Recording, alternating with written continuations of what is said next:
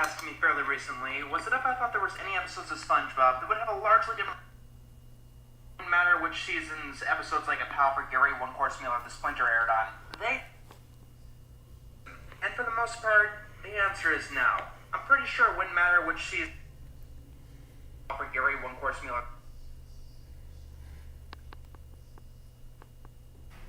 The Splinter aired on. They'd still be seen as pretty bad. They'd still be seen as Course Meal and The Splinter aired on. They'd still be seen as pretty bad. And provided everything else about the episodes is the same, they'll be in the minority opinion of I'm With Stupid or The Great Snail Race if they aired in season 6 or 7. Course Meal or The Splinter aired. They'll be in the minority opinion of I'm With Stupid or The Great Snail Race if they aired in season 6 or 7. Falls into that category. And that would be, it would be very easy for itself has a very interesting attitude towards modern SpongeBob. It seems to pretend that the terrible episodes that came out before, the answer is no. I'm pretty sure it wouldn't matter which seasons episodes like A Pal for Gary, One Course Meal, or The Splinter aired on. They'd still be seen as pretty bad. And provided every terrible episodes that came out before it, as such, it tends to dip in what makes bad SpongeBob episodes horrible. SpongeBob is an idiot. Patrick is a prick. And at other times, the episode seems to ignore some of the horrible things that have happened. The kitchen with Sandy didn't exist. It's something that can be very hard to ignore, I'll admit that right now. And these quote-unquote problems probably wouldn't exist at all if this undercover. Yeah, well, I'll see if they can take time from their busy schedule to see you. Nice. Ah, yes, Patchy.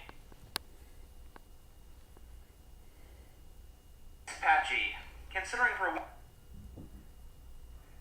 looks really good from what I can tell. Although I don't know. Ah, yes, the animation. The most interesting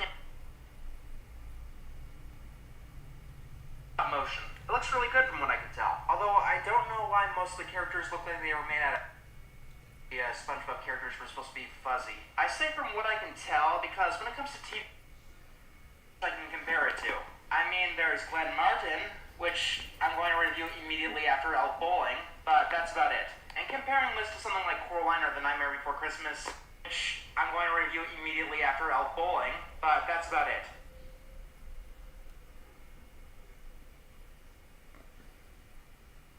For the sake of keeping things ordered, I'll talk about SpongeBob and Patchy separately.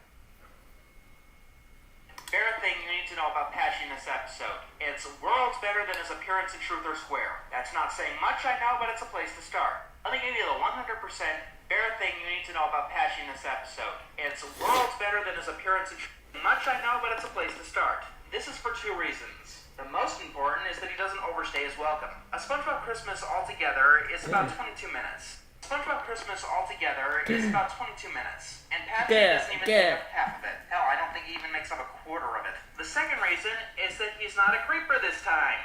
The worst thing that he does is steal a mail truck in order to get his letter to Santa, and Patchy doesn't even take up half of it. Hell, I don't think he even makes up a quarter of it. The second reason is that he's not a creeper this time.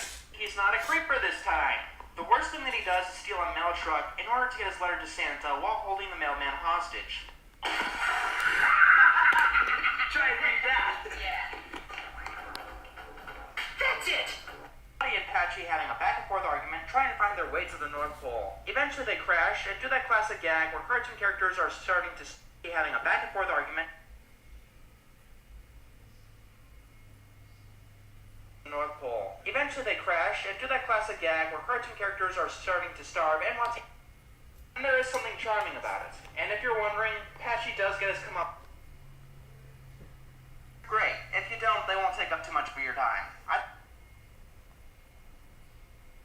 It's a musical number because this episode actually is a musical. The musical numbers in this episode are definitely some of the better ones in modern SpongeBob. Unlike too much of your time. I think that it was worth the effort, but I'm more interested in talking about the SpongeBob part of the episode. On their own, they're pleasant to listen to, they move the plot along nicely, and they sound very in theme. And yes, the Santa puppet does look pretty bad. Sound very in theme. And yes, the Santa puppet does look pretty bad. Considering how good the other puppets are, though, I'm pretty sure that that's intentional. It does look pretty funny. And season 8, it probably won't give anyone nightmares. Now we come to... And if there's anything I didn't like about this episode, it would be him. But he's not...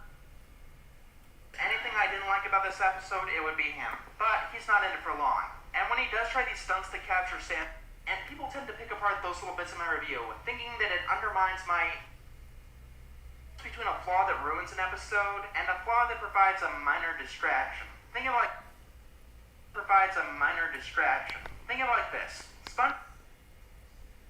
this. SpongeBob not wearing his helmet in Sandy's tree dome is like a spelling mistake. SpongeBob not wearing his helmet in Sandy's tree dome is like a spelling mistake on an otherwise really good essay. And a bad episode like Face Freeze, it's a problem, but not the problem. Minor things don't really destroy an episode for me, unless it's something like House Fancy or Peter Problems. And this episode does have a few smaller problems, but it doesn't ruin the overall product. On an otherwise really good essay. And a bad episode like Face Freeze, it's a few smaller problems, but it doesn't ruin the overall product. Despite what many people think, I don't demand perfection, but it is nice when I can get it.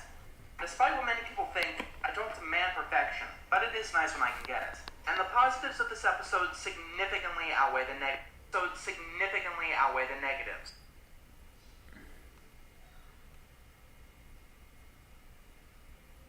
Not only sets up the plot, but it puts each of the major characters into the episode. So many SpongeBob specials ignore the secondary characters and instead resort to padding it out with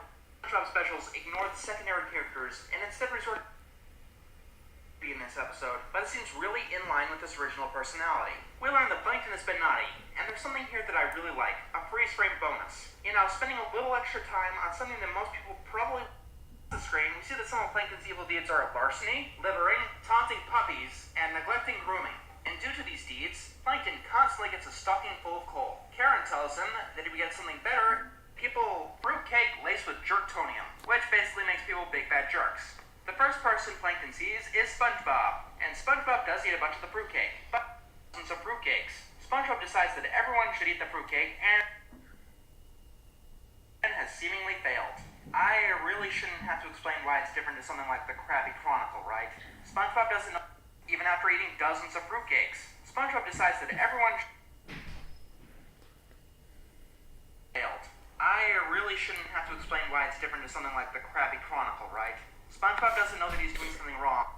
To something like the Krabby Chronicle, right? SpongeBob doesn't know that he's doing something wrong. And the show's villain getting him to do these things. That SpongeBob goes and starts feeding everyone fruitcake, which turns them into jerks. It's becoming more and more clear to me that I probably should have reviewed an episode like someone. Alright?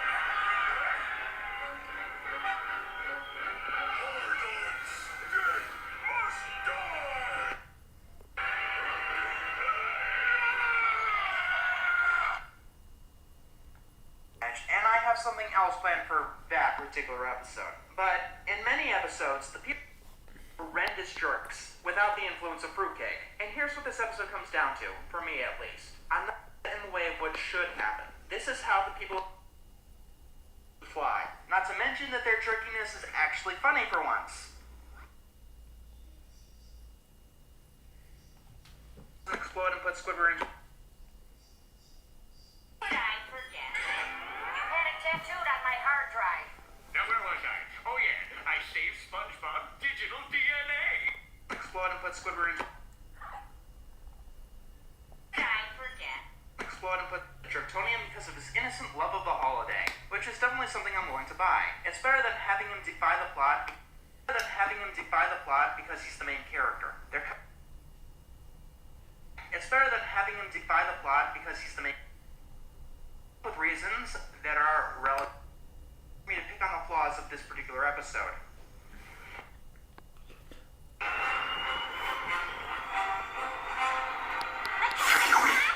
This isn't okay. What?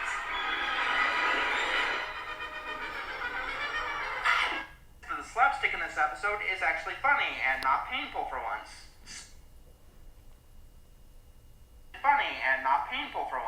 SpongeBob eventually finds out that everyone is acting like a horrible jerk, except Patrick. So we see that the slapstick in this episode. I am now under your control. Stop laughing. Stop laughing. Don't repeat everything I say. I won't repeat everything you say. Excellent. Excellent. Did you just say excellent because I said excellent? No. Excellent. Excellent.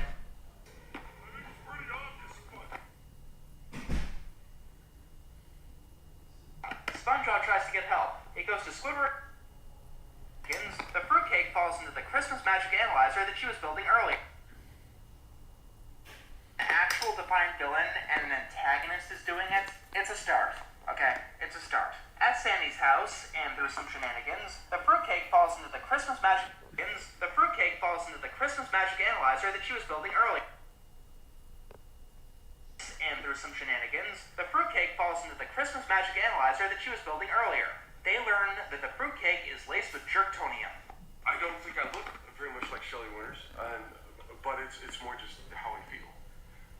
Your heart, but everyone else needs an antidote, which just so happens to be a song. Now, this song was made before the episode, probably before it was even planned out.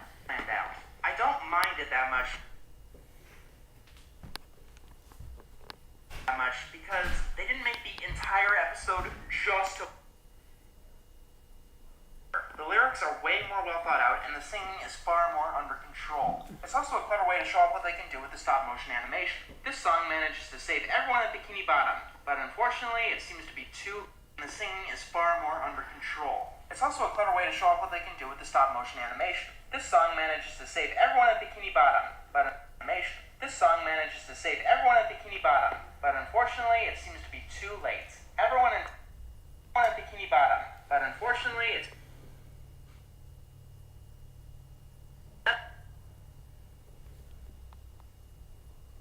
Ball. He's over there right now.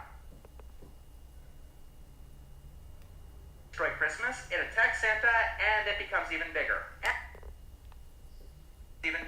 And we have an action-packed climax. It's actually pretty good. When it's destroyed, they find out that the robot belonged to Plankton and they bury him in coal. And that was it.